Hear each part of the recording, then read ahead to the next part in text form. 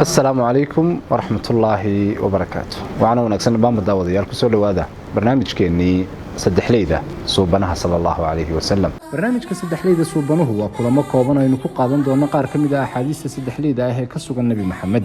نصيحة نحريسته يدلك وحشيق جس كل كل جي ماده هي بجار أي ربيوسي النبي محمد شيء جست إريه قابن أو معنى يلا أدو بلارن له sidoo kale waxa uu nabigu sallallahu alayhi wasallam xirfad heer sareysa u lahaa kala hormeynta iyo kala habeynta ereyada uu ummadiisa gaarsiinayo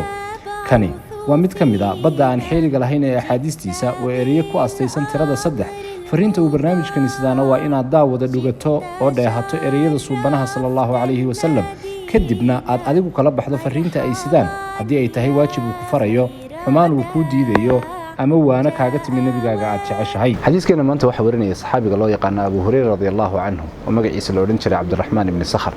وحنا وكم ذها صحابتي يقول أحاديث تبضنا صحابة النبي صلى الله عليه وسلم أبو هريرة حديث كنا النبي كورني وحول النبي يقول لي صلى الله عليه وسلم 3 دعوات مستجابات صدح بريو والله أقبله لا شك فيهن شكنكم تشربوا النبي عليه الصلاة والسلام كو دعوة المظلوم قفك للدلمية بريديسا والله أقبله دعوة المسافر قفك سفر ككتشرة بريديسا والله أقبله دعوة الوالد على ولده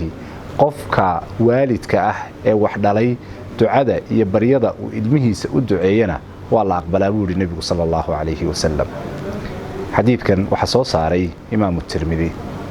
حديث كان أبو هريرة ورني وحو النبي كشيرية صلى الله عليه وسلم إن صدح قف بريدو ده أن سؤالين baryadaasi waxay noqon kartaa mid uu Ilaahay bariyay sidoo kale waxay noqon kartaa habaar oo cid habaaray sida awgeed ereyga ducaa afka carabiga labadaba uu ku yimaadaa baryo oo alla bari ah iyo sidoo kale habaar sida awgeed nabigu kaleey salaatu wasalaam wuxuu leeyahay baryada 3 qof waa la aqbalaa oo waa la ajiibaa shakina kuma jiro koow waxa ka ah qofka dulman baryadiisa ama habaarkiisa hadii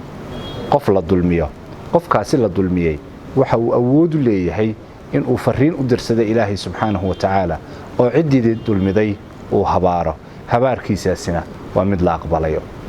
qofka labaad waa qofka safarka ku jira waxa uu nabigu sheegay sallallahu alayhi wasallam baryada uu Ilaahay bariyo in la aqbalo oo la ajiibo oo aan wax shakiyo ku jirin qofka saddexaadna waa qofka waalidka ah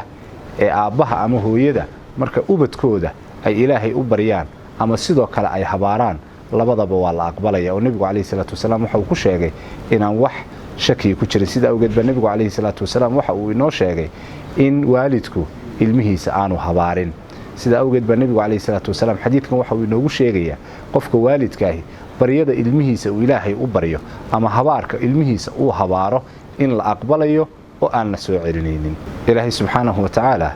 hayna fahamsiyo hadalka nabiga sallallahu alayhi wasallam حقنا هاي نقصه انتي نقولن كان من لما كل مدارنا وحنا ذيك جت جيا سلاس ينبت كريه